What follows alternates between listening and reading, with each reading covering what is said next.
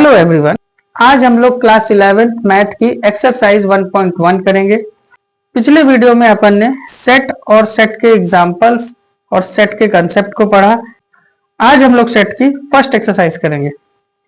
देखिए first question क्या कहता है, which of the following are sets, justify your answer. तो इनमें से कौन सेट है कौन नहीं, ये अपन को बताना है। सबसे पहला क्वेश्चन है, the collection of all the months of a year beginning with J. J से चालू होने वाले सारे मंथ जैसे कि जनवरी, जून, जुलाई। तो जे से चालू होने वाले जो मंथ है वो सिर्फ जनवरी, जून और जुलाई होंगे। और ये सिर्फ मैं नहीं, अगर हम आपसे भी पूछेंगे तो आप भी यही तीन कहोगे। इसका मतलब ये वेल डिफाइंड कलेक्शन है, इसलिए ये फर्स्ट वाला हमारा सेट कहलाएगा। सेकंड क्वेश्चन इसका, the collection of 10 most talented writers of India. अब 10 टैलेंटेड राइटर्स हमको इंडिया में ढूंढने हैं, तो भैया मेरे लिए तो कुछ अलग राइटर होंगे और आप कुछ अलग बोलोगे। कोई तीसरे बंदे से पूछोगे तो वो कुछ अलग बताएगा, तो ये वेल डिफाइंड कलेक्शन नहीं है। थर्ड नंबर पे देखिए, a team of 11 best cricket batsman of the world. 11 best cricket batsman हमारे लिए अलग होंगे, आपके लिए अलग होंगे, किसी तीसरे के लिए अलग होंगे, इसलिए ये भी सेट नहीं कहलाएगा। फोर्थ नंबर देखिए, the collection of all boys in your class. आपकी क्लास में कितने बॉयज है, कोई भी आके गिनेगा तो वही रामू, श्यामू और दीनू, दीनानाथ, यही लोग निकलेंगे। मतलब आपकी क्लास में जो मेंबर होंगे वही होंगे, यानी ये एक वेल डिफाइंड कलेक्शन है। Next, the collection of all natural number less than 100।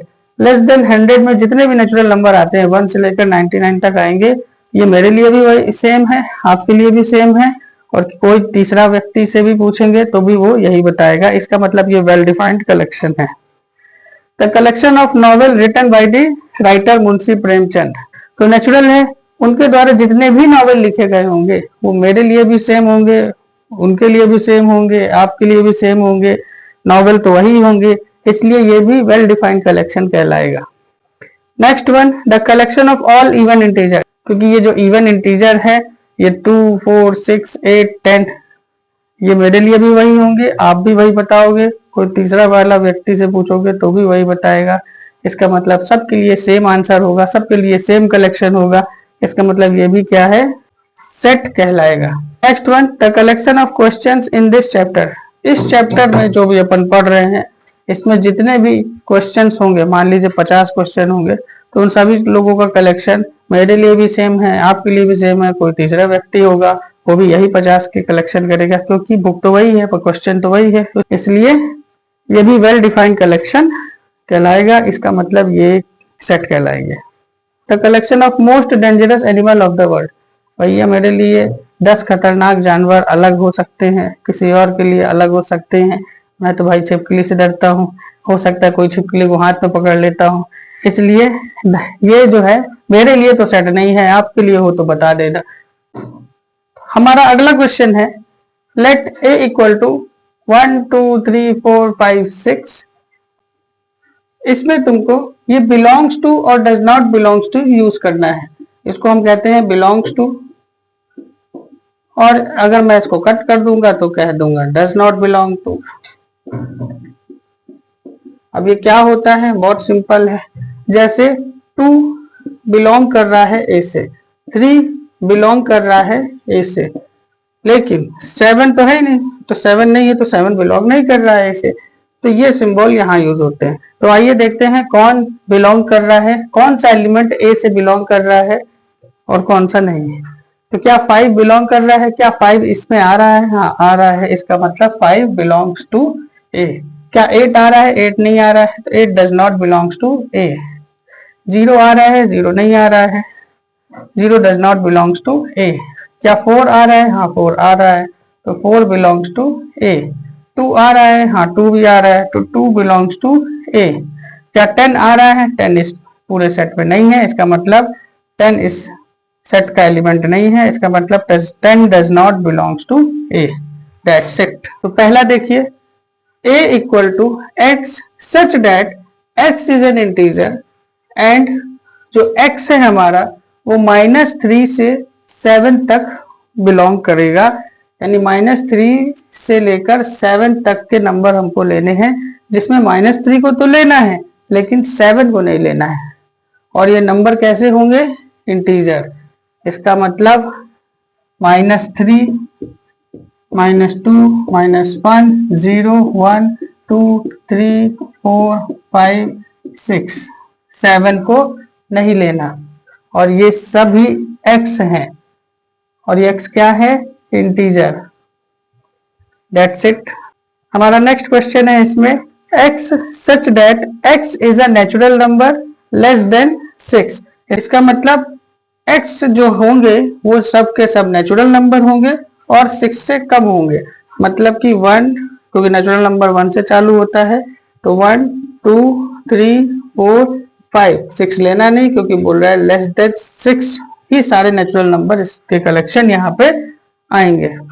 हमारा नेक्स्ट क्वेश्चन है, x such that x is a 2-digit natural number such that sum of its digit is 8।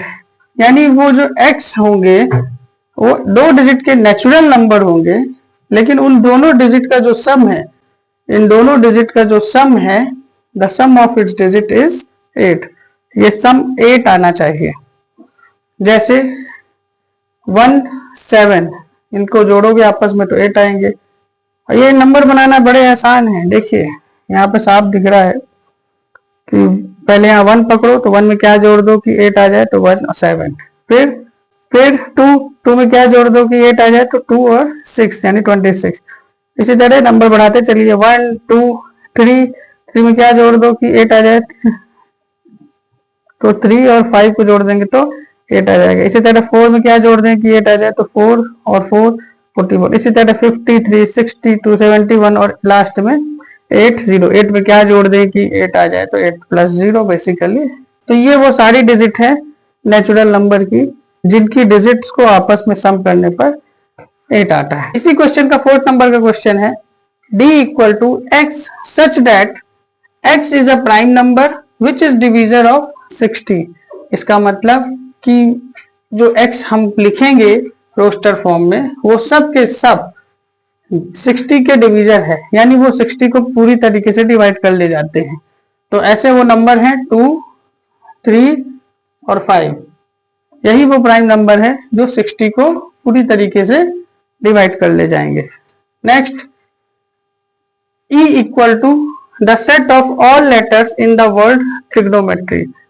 अब हमको कुछ नहीं करना इसमें जितने भी लेटर्स हैं अगर वो रिपीट हो रहे हैं तो उनको एक ही बार लिखना है और कॉमा लगा के लिखना है। तो देखिए T हो गया, R, I, G, O, N, O एक बार रिपीट हो चुका है तो दोबारा लिखने की जरूरत नहीं है। M, E, T भी रिपीट हो चुका है, R भी रिपीट हो चुका है, Y। ये इसका रोस्टर फॉर्म है। सिमिलरली नीचे वाला क्वेश्चन भी एकदम सेम है। इसमें बेटर वाले वर्ड के सारे लेटर का सेट बना के लिखना है। जो एक बार आ चुका है उसको दोबारा लिखने की जरूरत नहीं है। B, E, T, E एक बार आ चुका है और फिर R।